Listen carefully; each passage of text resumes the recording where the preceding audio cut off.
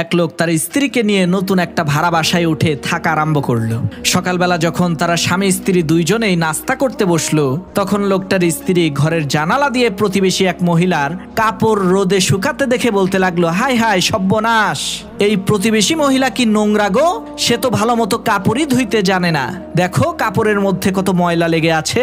এইভাবে সেই প্রতিবেশী মহিলা যখনই তার কাপড় ধুয়ে রোদে শুকাতে দিত, তখনই ওই লোকটার স্ত্রী প্রতিবেশী মহিলাকে তুচ্ছ তাচ্ছিল্য করে বলতে থাকতো, কি অপরিষ্কার বোকা মহিলা, কাপড় ধুইতেই জানে না। এইভাবে চলে গেল 1 মাস। একদিন হঠাৎ করে সেই লোকটার স্ত্রী জানালা দিয়ে দেখতে পেল সেই প্রতিবেশী মহিলার কাপড়গুলো খুবই পরিষ্কার পরিচ্ছন্ন দেখা যাচ্ছে।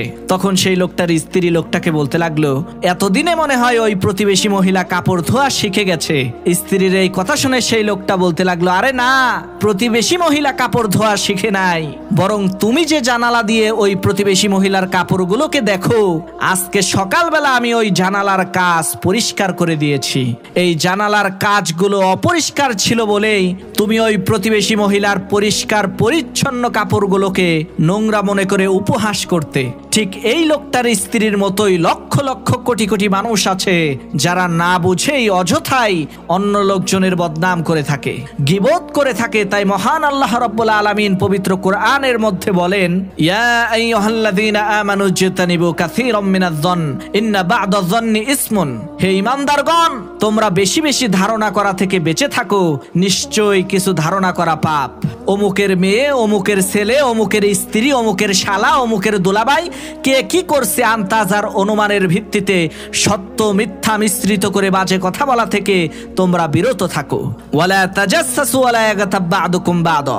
আর তোমরা একে অপরের দোষ খুঁজে বেড়ায়ো না, একে অপরের গীবত করো না, কারো অনুপস্থিতিতে তার দোষ চর্চা করো না। আইয়ুহিব্বু আহাদুকুম আইয়াকুলা লাহমা আখিহি মাইতান ফাকারিহতুমু।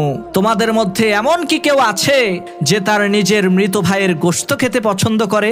বস্তুত এই বিষয়টাকে তোমরা সকলে ঘৃণাই করো, সুতরাং তোমরা মানুষের নিন্দা করো না, কেননা মানুষের নিন্দা করা নিজের মৃত ভাইয়ের গোশত খাওয়ার মতোই জঘন্যতম একটা কাজ।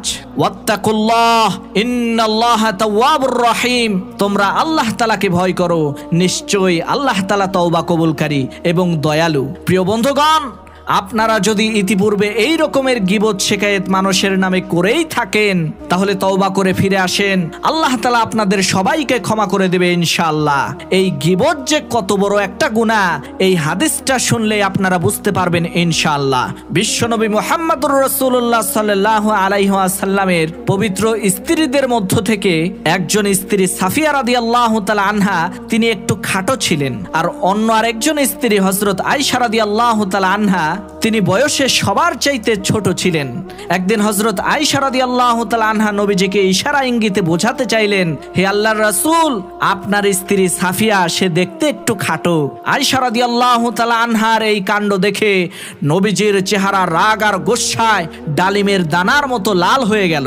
নবীজি আয়েশাকে উদ্দেশ্য করে বললেন, হে আয়েশা, আজকে তুমি যে কাজটা করেছো, সেই কাজের বিষক্রিয়া যদি বিশাল সাগর আর মহাসাগরের মধ্যে নিক্ষেপ করা হতো, তাহলে সমস্ত সাগরের পানি ময়লা যুক্ত, দুর্গন্ধ আর নাপাক হয়ে যেত। প্রিয় ভাইরা আমার, আপনারা নিজেরা একটু চিন্তা ভাবনা করে দেখেন, সামান্য একটা ইশারা ইঙ্গিতের বিষক্রিয়ার পরিমাণ যদি এই রকমের হয়, তাহলে আমরা তো সারাদিন অনবরত মানুষের গীবত শিকায়েত, মানুষের নিন্দা নিয়ে ব্যস্ত আছি। একেবারে রান্নাঘর থেকে নিয়ে সংসদ ভবন পর্যন্ত, ওয়াজ মাহফিলের মঞ্চ থেকে নিয়ে ইউটিউব আর ফেসবুকের কন্টেন্ট পর্যন্ত সব জায়গায় আমরা মানুষের দোষ চর্চায় ব্যস্ত, মানুষের গীবত শিকায়েত নিয়ে মাতামাতি করছি। আয় আল্লাহ ইয়া রাব্বাল আলামিন, তুমি আমাদের সবাইকে ক্ষমা করে দাও, তুমি আমাদের সবাইকে সঠিক বুঝ দান করো, যাতে আমরা এই গীবতের মতো নিকৃষ্ট পাপ থেকে বেঁচে থাকতে পারি।